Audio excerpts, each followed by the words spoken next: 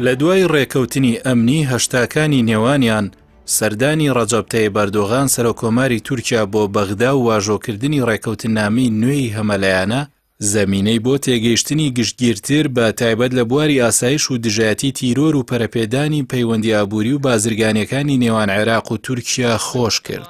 فواد حسێن وەزیری دەرەوەی عێراق لە دوای کۆبوونەوەکانی شاندی باڵا لەگەڵ هاوتا تورکیەکانیدا لە ئەنقەرە ڕایگەیاند. کۆبوونەوەکانیان بۆ وەگەڕخستنی ئەو 27 ڕێکەوتنەیە کە سەرۆک ئەردۆغان لە 22 نیسانی ڕابردوودا لە بەغداد واژۆی کردبوو کە بوارەکانی ئابووری و بازرگانی و وزە و ئاو و ڕۆشنبیری و گەشتیاری و تەندروستی و کشت و کاڵ و پەروەردە و فێرکردن و لاوان و وەرزش و دابینکردنی کۆمەڵایەتی دەگرێتەوە. ئەوە سەرەڕای هاو ئاهەنگی نێوان هەردوو وڵات لە ڕوبەڕووبوونەوەی کۆچی نایاسایی و مادەی سڕکەر و بازرگانی نایاساییدا. عناصر PKK سواء وەزیری دەرەوەی عێراق ئاماژەی بەیاداشتی لێکتێگەیشتنی هەردوو وەزیری بەرگری وڵاتەکەی و تورکیا لە بواری ئاسایش و سەربازیدا کرد کە لە دوای ڕێکەوتنی ساڵانی هەشتاکان بۆ یەکەم جارە ڕێکەوتنی لەو شێوەیە دەکرێت. بە تایبەتی بە پێی ڕێکەوتنەکان سەربازگەکانی سوپای تورکیا لە بەعشیقە بە سەربازگەی فەرمی و مەشقکردن بە سوپای عێراق گۆڕدراون. هەر لەو ڕۆوە وەزیری دەرەوەی عێراق ئاماژەی بە بڕیاری ئەنجومەنی ئاسایشی نیشتیمانی وڵاتەکەی بە قەدەغەکردنی پارتی کرێکارانی کوردستان و بڕیاری دادگای فیدراڵی بۆ قەدەغەکردنی سێ ڕێکخراوی سەر بە پەکەکە کرد و بە مەترسی بۆ سەر دیموکراسی و ئاسایشی عێراق لە قەڵەمدان.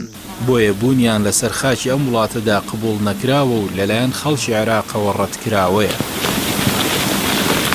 وەکوەوەی تورکیا بەلایەوە گرنگە پێگەی پارتی کرێکارانی کوردستان بێهێز بکات و نەوتی عێراق لە بۆری باکوورەوە بەرەو بەندەری جەیهان لە تورکیا دەست پێ بکاتەوە. عێراقیش بەلایەوە گرنگە پشکی خۆی لە ئاوی ڕووبارەکانی دیجلە و فرات وەربگرێت. بەڵام ئەو ڕێکەوتنەی پێشوو لایەن و کەسایەتیە سیاسی عێراقیەکانی تووڕە کرد کە تورکیا ئەو دوو ڕووبارە بە ڕووباری ناوخۆیی وڵاتەکەی ناوبردووە نەک ڕووباری نێودەوڵەتی کە لەوەشدا مەبەستێتی ئەو دوو ڕووبارە بەپێی یاسای نێودەوڵەتی بەش نەکرێن و لە داهاتوودا زیان بە سووریا و عێراق دەگەیەنێت.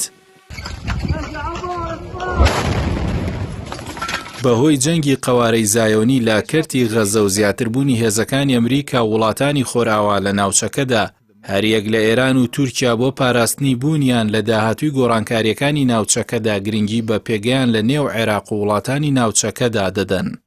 بۆیە ئەم کۆبوونەوانە و هەوڵەکان بۆ چارەسەرکردن و تێپەڕاندنی قەیرانەکان هاوکات لەگەڵ ئەو جەنگەدا ئاماژەن بۆ خواستی داهاتوویان لە نەخشەی ناوچەکەدا.